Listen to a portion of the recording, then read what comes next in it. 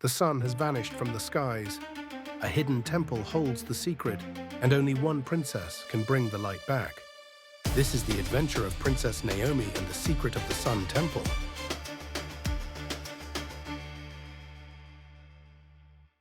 In the quietest corner of the Luminara Royal Library, where ancient maps whispered of lost lands and secrets hummed between scrolls, Princess Naomi sat in thought.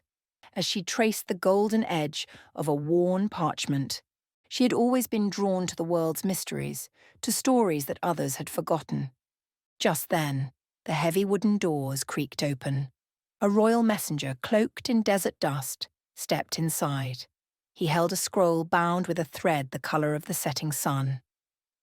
Your Highness, this came from the southern dunes. It bears the seal of an Egyptian dynasty, one not seen in over 1,000 years. Naomi opened the scroll. Her eyes scanned the handwritten script, the ink dark against the yellowed papyrus. To the Princess of Luminara, my name is Zaid, and I come from Asara, a desert village forgotten by most maps. The light of Ra grows weak, shadows stretch longer, and crops no longer rise. Our temples, once a beacon of harmony, is crumbling. They say you listen to magic, that you believe in things others forget. Please, we need you. Naomi looked to her companion, her unicorn, Sparkle, whose luminous blue eyes flickered with concern. Thank you, kind messenger. When someone calls for help, I answer. The sun will rise and we'll be riding with it. Naomi and Sparkle journeyed far from the glowing lights of Luminara. They travelled by day across golden sands, the desert sun burning high above them. At night, the world turned silver. Stars shimmered like ancient spirits whispering encouragement. They pressed on through a swirling sandstorm, Sparkle's glowing horn lighting the way. And just when their strength began to fade, they found it, an oasis. They rested beneath the tallest palm tree Naomi had ever seen, its branches offering shade like a royal tent. As she drew closer to the village of Asara, the sun dimmed strangely behind her.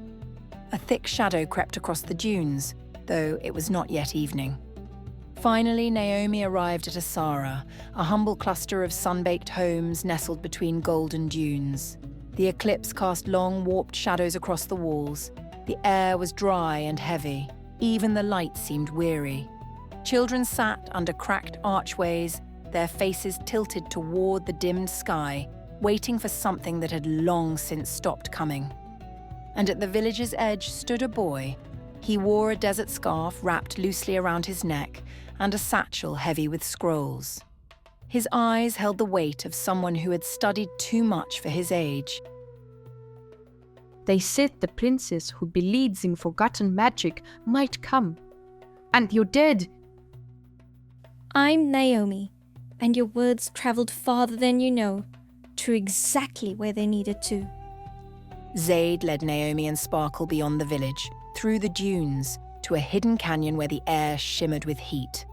There, half buried in sand, rose a temple, silent, magnificent, and guarded by two falcon statues whose stone eyes had not blinked in centuries, the Temple of Ra. Inside the magnificent Temple of Ra, the walls pulsed with forgotten power. Ancient symbols, hieroglyphs, lined every surface, and Naomi felt a strange warmth through her fingertips when she touched them. Zaid led Naomi and Sparkle deep into the temple, through a narrow entrance half buried by sand. Inside it was quiet, too quiet. Suddenly, a blade swings from the wall. They ducked, leapt, solved puzzles in ancient stone. At every turn, the temple tested them. One chamber had shifting floors, another filled with sand unless they solved a riddle etched in glowing hieroglyphs. Naomi listened, thought, trusted her instincts and Zaid's knowledge. Finally, they reached it, a chamber lit only by a shaft of sunlight from above. At the center, a pedestal. empty, waiting. The eye of the sun. It once rested here, channeling the light of Ra into the sky, but it was lost. Since then, our days have grown colder. In a hidden chamber behind a cracked wall, Naomi found a mural, an eclipse painted with gold leaf. Beneath it, a small compartment held a crystal disc, smooth, warm, and completely dark. A riddle was carved into the stone beside it. Only those who carry light within may return it to the sky. Seek the flame that doesn't burn, and the voice that doesn't speak. Naomi stared at the disc. What kind of flame didn't burn? What voice didn't speak? And then she remembered. A lullaby, one her mother used to sing to her during storms. In holes where shadows softly sleep, where secrets hide and echoes keep, I walk with silence heart aglow, through fireless flame and whisper low.